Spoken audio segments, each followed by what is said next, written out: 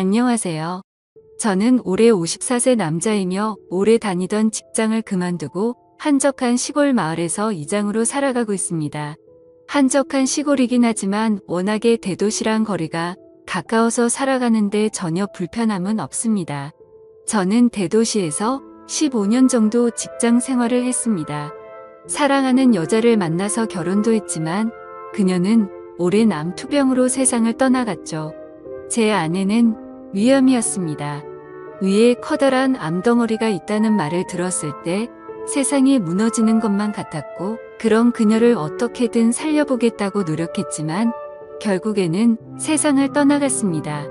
그 일을 계기로 상심이 너무 커서 도시 생활을 접고 시골로 거처를 옮기고 더 이상 아둥바둥 살아가는 게 아니라 적당히 살다가 저도 제 아내를 따라 하늘나라로 가려는 마음을 가지고 있었습니다. 제 인생의 전부였던 그녀를 잃으니까 저도 삶의 의욕이 많이 없어지더라고요. 모아놓은 돈도 없이 그저 하루하루 간단하게 밥 먹고 산을 바라보며 시간을 보냈습니다. 하지만 도시 생활하면서 몸에 배어있는 따뜻한 태도가 어디 가지 않았는지 나이 많으신 어른들과 어울리다 보니 저는 많은 인정을 받게 됐습니다. 그렇게 이 마을로 내려온 지 10년 만에 마을 이장을 맡게 됐습니다. 제가 살고 있는 마을은 워낙에 나이 많으신 분들이 많아서 이장을 할 사람이 저밖에 없기도 했습니다. 나이 80살 먹은 어른한테 이장을 맡길 수는 없는 노릇 아닙니까? 그렇게 평화롭게 마을 생활을 이어나가고 있었는데 어느 날 젊은 부부가 저를 찾아왔어요. 젊은 부부의 나이는 아직 30대가 되지 않았었죠. 이제 막 대학교 졸업하고 직장 생활을 시작할 그 젊은 사람들이 귀농해서 살고 싶다며 이 마을에서 자기들을 받아줬으면 좋겠다는 말을 하더군요. 저는 그들에게 잘 생각해 보라고 설득했습니다. 시골 생활이라는 게 그렇게 생각처럼 만만한 게 아니라면서 아직 나이도 어린데 왜 굳이 그런 선택을 하냐고 물었죠. 그러자 그들은 1년 전 마을 뒷산에 있는 계곡에 여름 휴가를 왔다가 2년이 된 커플인데 여기가 너무 좋기도 하고 농사를 꼭 지어 보고 싶다는 포부를 밝히더라고요. 심지어 그 남자는 농업과 관련된 대학교를 나와서 이미 농사를 지을 줄 안다고 얘기하더라고요. 그래서 알겠다고 들어와서 살아보라고 이야기를 했습니다. 제가 그들을 받아준 이유는 농사로서의 성공에 대한 포부가 마음에 들었던 것은 아니고 같이 온 젊은 세대기 너무 예쁘고 참했기 때문에 받아준 것입니다. 마치 제 아내를 처음 만났을 때 반했던 것처럼 그 세댁한테 반해버리겠더라고요. 하얗고 작은 얼굴에다가 새하얀 치아를 보이며 웃을 때면 아주 작고 귀여운 천사처럼 보였습니다. 그냥 젊고 싱싱한 그 상큼한 모습을 보이며 바람에 날리는 머리카락이 귀여워 보이더라고요. 게다가 키는 크고 날씬했기 때문에 그녀를 보면서 첫눈에 마음이 설레어 버리더군요. 훌륭한 여자였습니다. 그렇다고 갓 결혼한 여자를 어떻게 해보겠다, 뭐 그런 마음이 있었던 게 아니고 쭈글쭈글한 노인네들과 어울리기만 했던 저로서는 너무나 신선하고 상큼한 딸기 같은 사람이라는 느낌이 들었습니다. 동네 어르신들 동의도 제가 수월하게 받아냈고 정착금 등 지원도 모두 해결해줬습니다. 요즘에는 귀농하면 동사무소에서 지원금을 주는 경우도 있는데 다행히 젊은 부부는 지원금을 받을 수 있어서 편하게 이사를 했습니다. 당장 마을에 집을 하나 지을 수 없었기 때문에 젊은 부부는 저희 집안에 있는 사랑채 같은 건물에 머물러라고 말했고 나중에 집이 비는 곳이 있으면 그쪽으로 옮겨가라고 말했습니다. 그들이 이사를 오고 그 시간에 간간히 새어나오던 짤막한 웃음소리를 들으면서 참으로 오랜만에 마을의 생기가 돌았습니다. 젊은이들이 왔을 뿐인데 마을의 분위기가 달라지는 그런 느낌을 받았습니다. 그날부터 저에게는 신세계가 기다리고 있었습니다. 정말 시골로 오기를 잘했다는 기쁨이 그날부터 자리하고 있었던 것이죠. 처음에는 따로 밥을 해 먹었지만 나중에는 한 식구처럼 잠만 따로 잘 푼 식사는 같이 하게 되었습니다. 집이 넓고 건물도 따로 되어 있었기 때문에 충분히 남처럼 살 수 있는 구조입니다. 그렇게 밥도 같이 먹고 농사일을 본격적으로 하기 위한 준비들을 하면서 시간을 보내고 있었습니다. 그러던 어느 날 젊은 부부 신랑이 서울에 퇴직금 정리와 몇 가지 물건들 살게 있다고 1박 2일 동안 서울을 다녀오겠다고 말했고 저는 젊은 세대가 둘이서 같이 있게 되었습니다. 방도 아예 따로 썼지만 괜히 여자랑 같은 대문을 쓰고 있다고 생각하니까 마음이 뒤숭숭하더라고요. 이러다가 무슨 일 생기는 거 아닌가 싶고 아무 일도 안 생기는 게 당연하겠지만 은근히 생기기를 바라기도 하는 그런 마음이었던 것 같아요. 남자들은 이런 상상을 조금 하지 않습니까? 그냥 그 정도였습니다. 하필이면 그날 마을에서 가장 돈이 많은 할아버지가 돼지 한 마리를 잡았는데 자기 손자가 서울대학교에 들어갔다면서 마을에서 잔치를 열자고 하더라고요. 점심시간에 그 소식을 듣고 부랴부랴 준비해서 잔치를 열 준비를 하고 자리를 만들었습니다. 그렇게 늦은 오후 시간부터 마을에서 잔치가 열렸고 마을 사람 대부분이 와서 고기를 먹고 술도 한잔하게 됐습니다. 집집마다 담근 술을 꺼내 오기도 하고 세대에게도 술을 따라줬습니다. 그렇게 즐겁게 먹고 마시면서 놀다가 저녁에 해가 떨어지면서 잔치는 마무리되었고 세대가 함께 집으로 돌아오는 길에 세대기 술이 모자라다면서 한 잔 더 하고 싶다는 말을 하더라고요.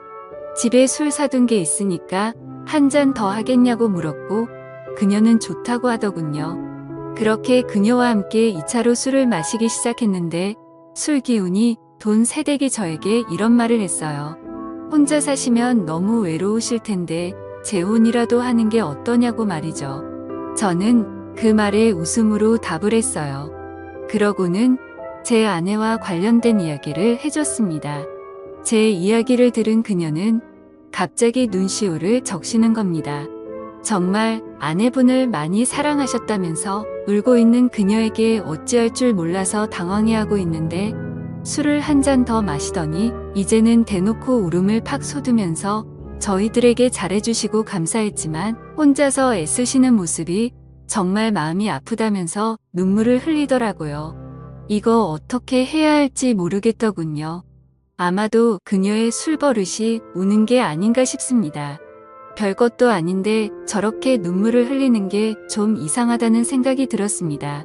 술만 마시면 주변에 전화하는 사람도 있고 성격이 급박해지는 사람도 있지만 이 여자는 술만 마시면 우는 스타일이 틀림없다고 생각합니다. 저는 그녀의 눈물을 닦아주면서 예쁜 얼굴에 눈물을 흘리면 안 어울린다면서 볼에 흐르는 눈물을 닦아주었습니다.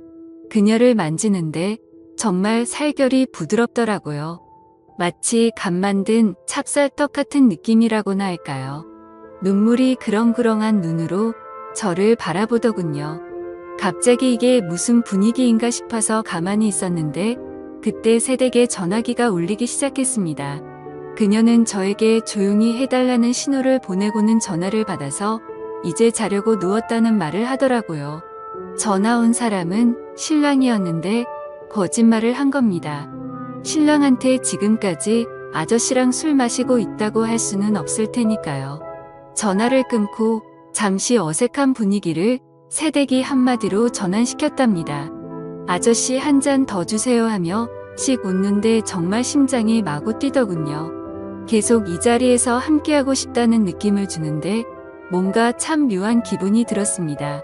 그러면서 아까처럼 또 여자 이야기를 하더라고요.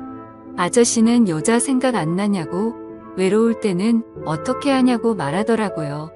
저는 그냥 별 생각 없이 지내고 있다고 대답했지만 그녀는 갑자기 아저씨가 참 좋다면서 또 해맑게 웃기만 하더라고요. 그러다가 갑자기 소파에 앉아서 조금만 쉬다가 다시 먹겠다는 말을 했는데 그렇게 가만히 있던 그녀는 결국에 그 자리에서 잠들고 말더군요. 마시던 술을 다 치우고 나서니 소파에 비스듬히 기대서 잠에 빠져 있는 새댁의 모습이 참으로 귀엽게 보였습니다.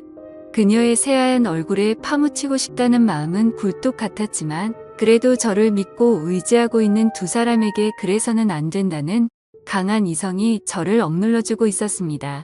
그러다 저도 소파에서 잠시 잠들었는데 말소리가 들려서 잠시 일어나 보니 새댁이 옆에서 전화를 하고 있더라고요. 저는 계속 자는 척을 했습니다. 같이 누워있는 이 모습이 뭔가 묘한 느낌이 들었고 갑자기 일어나서 자리를 옮기기도 망설여지더라고요. 그녀는 전화를 끊고 어느 순간부터 제게 다가오더라고요. 저는 그럼 그녀의 손을 잡았습니다. 그때부터 저희 사이에는 정적이 흐르기 시작했고 누가 먼저랄 것도 없이 사고를 치고야 말았습니다. 그녀는 저에게 정말 아저씨가 맞냐고 왜 이렇게 건강하냐는 말을 하더라고요. 그래서 저는 새댁이 너무 예뻐서 이렇게 된 거라고 말했죠. 그렇게 같이 시간을 보내고 있는데 문득 그런 생각이 들더라고요. 새댁의 신랑이 오면 앞으로는 이런 순간이 앞으로 없을 거라고 생각하니까 갑자기 또 시무룩해지더군요. 그렇게 아쉬운 시간을 보내고 다음 날이 돼서 곧 신랑이 온다는 연락을 받은 그녀는 저에게 아저씨 이제 어떡하면 좋냐고 나 아저씨랑 또 만나고 싶어질 것 같다는 말을 하더라고요. 그렇게 그 일이 일어난 이후로 남편이 서울에 볼 일이 있다며 올라갈 때가 있었는데 그럴 때마다 저와 그녀는 연인처럼 함께 시간을 보냈습니다.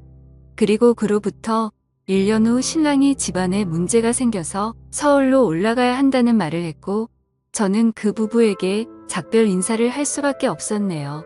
아주 가끔씩 서로 안부를 묻는다고 전화를 하다가 결국 너무 보고 싶은 마음에 그녀를 찾으러 서울로 가기도 했습니다. 그녀는 서대문구 연희동에 살고 있었는데 우리는 동교동에 있는 작은 카페에서 만났습니다. 우리는 주어진 짧은 시간 동안 너무도 아쉬운 마음이 들더라고요. 그렇게 대화를 하던 중 그녀가 말했습니다. 그냥 남편이랑 확 이혼해버리고 아저씨랑 사는 거 어떠냐는 그녀의 말에 저는 아무 말도 할 수가 없었습니다. 아무리 이 여자와 이렇게 불장난을 하고 있어도 제 마음속에는 오직 하늘나라에 있는 제 와이프밖에 없기 때문입니다. 그녀는 아무 말도 없는 저를 보며 알겠다고 말도 안 되는 소리라는 거 안다고 이제 가보겠다며 가버렸습니다. 차를 타고 가는 그녀의 뒷모습을 봤습니다. 그녀는 결국 한 번도 돌아보지 않더군요. 그리고 지금까지 6개월이 지났는데도 조용한 시간을 보내고 있습니다. 저는 차마 그녀에게 먼저 연락을 못하고 이렇게 있네요. 그녀한테는 아무 소식이 없었습니다. 어느 날 갑자기 대문을 열고 환하게 웃으며 달려올 것만 같은데 그녀가 너무 그립습니다. 그녀도 분명히 저를 그리워하고 있다는 걸 알고 있습니다. 그녀에게 한번 전화해봐도 괜찮을까요? 한 번만 더 그녀와 행복한 시간을 보내고 싶습니다. 어떻게 하는 게 좋을까요? 오늘의 사연 여기까지입니다. 감사합니다.